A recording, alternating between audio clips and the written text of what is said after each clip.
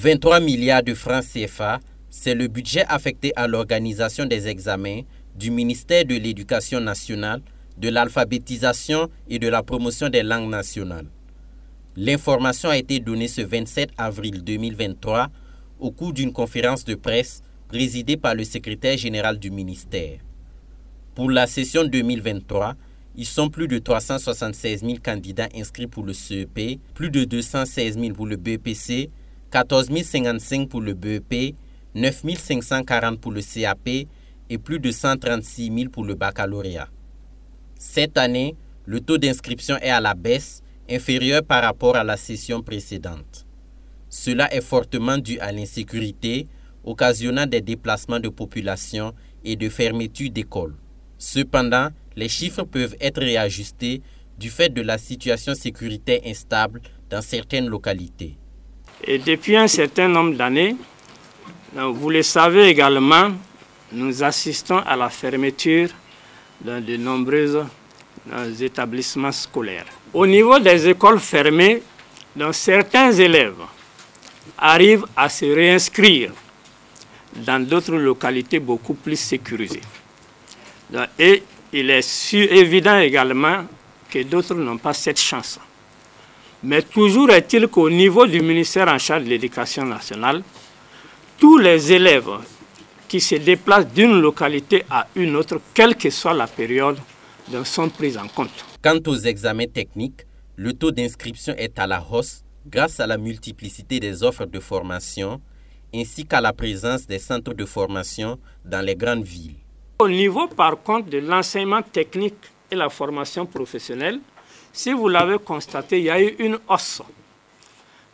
Et cela également pourrait s'expliquer certainement par le plus d'offres de formation en matière de formation technique et professionnelle, et également par le fait que la formation technique et professionnelle se trouve beaucoup plus dans les grands centres urbains, notamment Ouagadougou et Bobo-Dioulasso.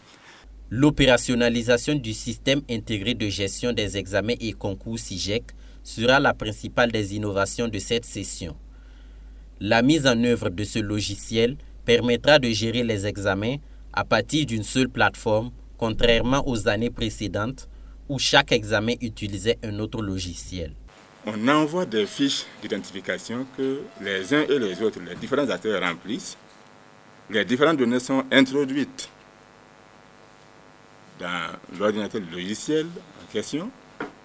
Maintenant, il y a un certain nombre de critères bien précis qui se trouvent intégrés dans le logiciel.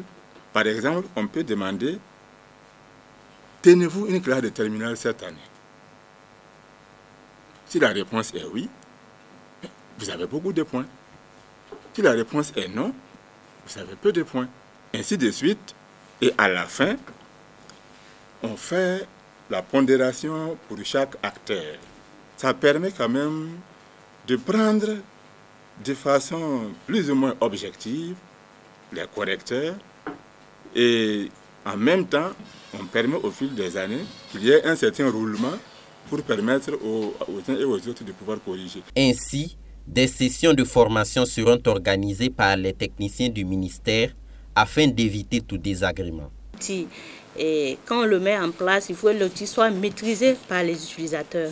Maîtrisé en ce sens qu'il faut respecter les étapes. Quand vous prenez les examens et concours, nous avons l'inscription des candidats. Après, nous avons l'organisation qui passe par l'organisation des centres, des jurys, des correcteurs. Et la troisième phase, c'est la phase d'administration où nous administrons les épreuves et nous allons saisir les notes. Et là, nous partons jusqu'à la délibération. Toutes ces étapes ont été testées. Depuis janvier, nous sommes là-dessus. Nous avons une série de formations que nous sommes en train de dérouler. En tout cas, nous allons essayer de renforcer au mieux la capacité des présidents du jury pour que vraiment on puisse minimiser au maximum les erreurs. Pour une bonne organisation des épreuves, les responsables du MENA-PLN ont mis les petits plats dans les grands, tant au plan organisationnel que sécuritaire.